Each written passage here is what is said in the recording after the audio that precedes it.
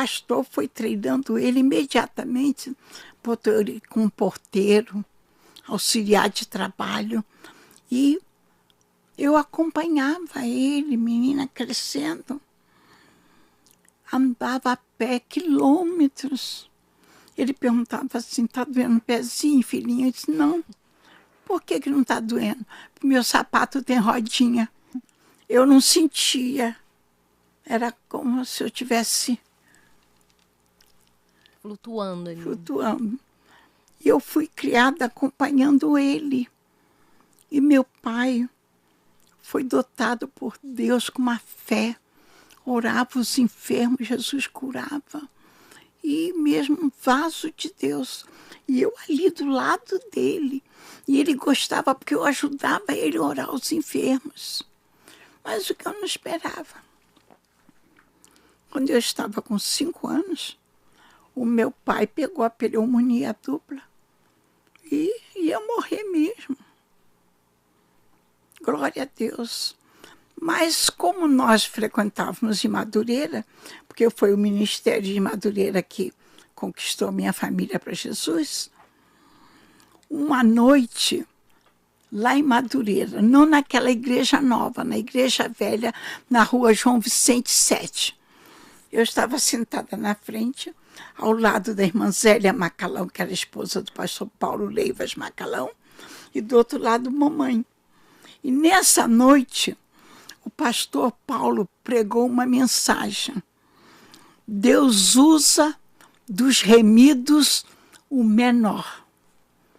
Então ele mostrou que as pessoas têm que tirar a soberba, o orgulho, pensar que é importante, que faz. Não.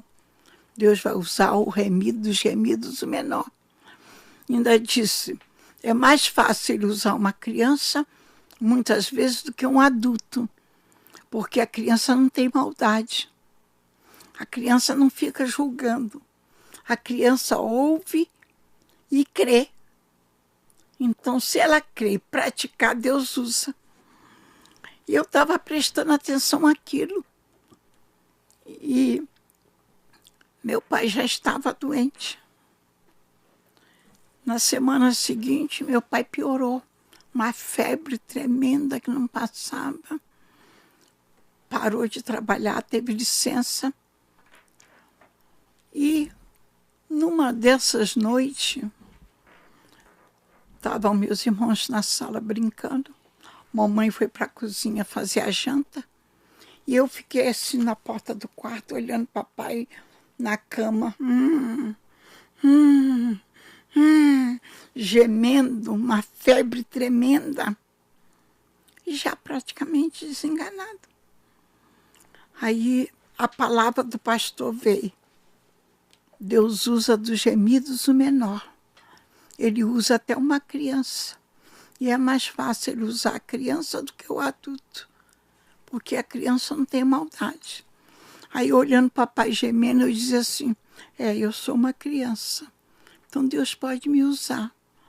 Mas eu ainda não sei nem orar. Como é que eu vou fazer?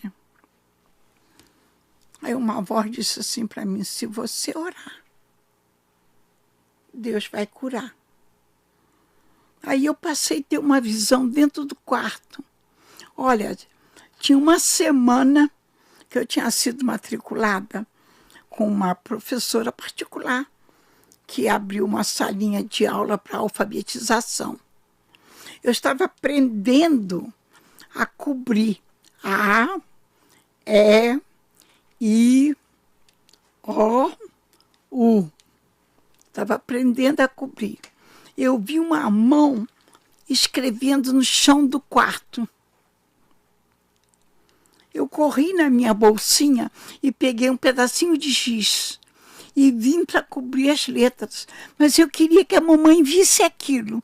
Eu fui na cozinha e disse, mãe, vem ver uma coisa. Ela disse, espera que eu estou temperando arroz. Eu digo, tira essa panela do fogo, vem ver uma coisa. E comecei a puxar ela pela saia. Ela foi. Mas ela ainda era semi-analfabeta. Eu disse, olha ali. E Deus permitiu ela ver a visão da mão escrevendo no chão. Mas eu não sabia ler. Ela semi-analfabeta. E eu peguei o giz, fui lá, baixei no chão, comecei a cobrir a letra. Mas, menina, sem orientação, às vezes eu cobria com essa mão e sem querer apagava parte com a outra. E a beirada da saia também apagava. Eu fui fazendo aquilo e ela ficou assim. E meu pai gemendo na cama. Eu olhei para ela e disse: mãe, Jesus vai curar papai. Aí ela olhou para mim e disse: vai, filha, hoje, aqui e agora.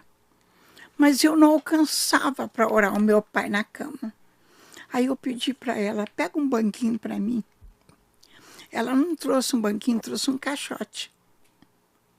E eu subi no caixote e fiz assim, me joguei para cima da cama, botei as duas mãos sobre a cabeça dele. Eu disse: Jesus, o pastor disse que tu ouve uma criança. E que se a criança orar, tu responde. Então eu te peço, eu não sei orar, mas cura papai. Botei as duas mãos aqui na cabeça dele. E ele gemendo, gemendo. Mamãe ficou olhando. Quando eu senti as mãos molhadas, porque a febre começou a sair, e aquilo molhou a minha mão. Aí eu disse assim: mãe, Jesus curou papai, mas me dá uma toalha para eu secar minha mão.